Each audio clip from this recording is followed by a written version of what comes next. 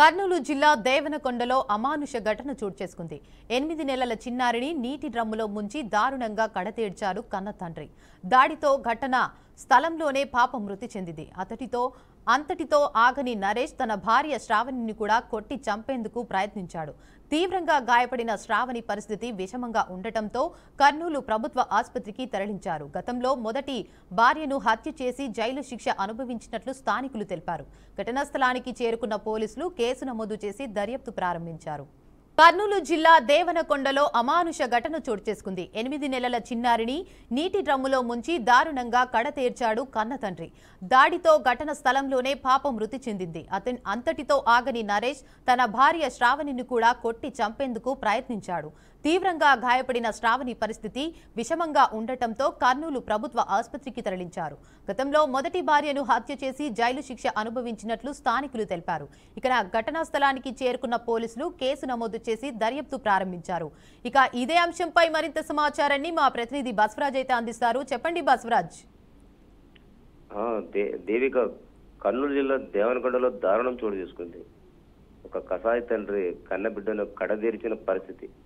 8 నెలల బాబుని నీటి డ్రమ్ములు వేసి చంపేశాడు. కుటుంబ కలహాలు, భార్య పైన అనుమానాలు, ఇతరత్ర ఏం సమస్యలు ఉన్నాయో తెలియదు కానీ నరేష్ అనే తండ్రి కసాయిగా మారి అందరి చేత అని అనిపించుకుంటున్న పరిస్థితి ఈరోజు చోటు చేసుకుంది. నరేష్ కు 2-3 ఏళ్ల క్రితం మొదటి భార్య చనిపోయింది. అప్పట్లో కూడా ఆమెని చాలా దారుణంగా చంపేసి జైలు పాలైన పరిస్థితి. 3 ఏళ్ల తర్వాత మళ్ళీ రెండో భార్యను చేసుకున్నాడు.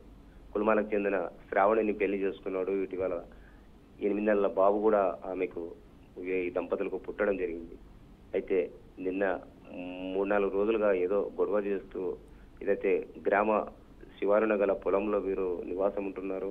వీరితో పాటు వాళ్ళ అమ్మ వాళ్ళ నాయన కూడా ఉంటున్నట్లు మనకు తెలుస్తా ఉంది. అక్కడ 2-3 రోజులుగా ఇద్దరు భార్య భర్తలు గొడవ పడుతూ ఈరోజు అర్లీ మార్నింగ్ నరేష్ తను 8 నెలల బాబుని డ్రమ్ములో ముంచేసి చంపేశాడు. అలాగే భార్య పైన కొడవలతో అతి దారుణంగా ఎక్కడ పడితే అక్కడ నరికేసి చంపబోయాడు. అయితే పరిస్థితి విషమించి అందరూ ఆహాకారాలు చేసి కేకలు వేయడంతో నరేష్ అక్కడి నుంచి పారిపోయాడు. భార్యనైతే కర్నూలు ప్రభుత్వ ఆసుపత్రికి తరలించాడు. భార్య తరపు బంధువులు ఏదైతే దేవనకొండ బైపాస్ రోడ్లో ఆందోళన చేపడుతున్నారు. నరేష్ యొక్క ఘాతకానికి లేదా నరేష్ ను పట్టుకుని శిక్షించాలి, మా అమ్మాయిని అదేవిధంగా పిల్లోడిని అకారణంగా బలి తీసుకున్నాడు అని వాళ్ళు ధర్నా చేస్తున్న పరిస్థితి. పోలీసులు కూడా వాళ్ళందరినీ కూడా శాంతింపజేయడానికి ప్రయత్నం చేస్తున్నారు. అక్కడ రోడ్ అంతా స్తంభించిపోయింది, బస్సులు కూడా ఆగిపోయినాయి. అంటే ఇలాంటి వ్యక్తిని ఉరి తీయాలి, ఇలాంటి రోడ్డు బతకరాదని చెప్పి బాధిత బంధువులు ఎవరైతే ఉన్నారో వారంతా కూడా అక్కడ ఘోషిస్తూ అంటే విలపిస్తున్న పరిస్థితులు కనిపిస్తున్నాయి. అయితే నరేష్ ఈ రకంగా ఎందుకు మారాడు? 3 ఏళ్ల క్రితం భార్యను చంపి జైలు జీవితం అనుభవించాడు. అదేవిధంగా రెండో పెళ్లి చేసుకున్నాడు. సరే, పెద్దలు ఇరువురు చెప్పడం వల్ల చూసుకుంటాడు, బాబు చూసుకుంటాడంటే అమ్మాయిని కూడా ఇవ్వడం జరిగింది. అయితే మరి బాబుని చంపడంలో అంతరం ఏంటి?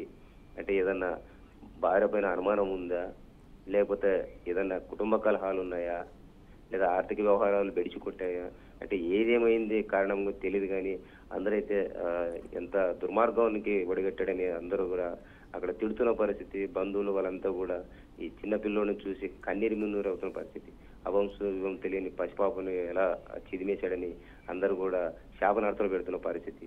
దేవిక, మరి పోలీసులు అయితే దర్యాప్తు స్థలాన్ని చేరుకుని ఘటన స్థలాన్ని పరిశీలించి కేసు నమోదు చేసుకుని అంటే నరేష్ కోసం వెతుకుతున్న పరిస్థితి మనకు కనిపిస్తూ ఉంది.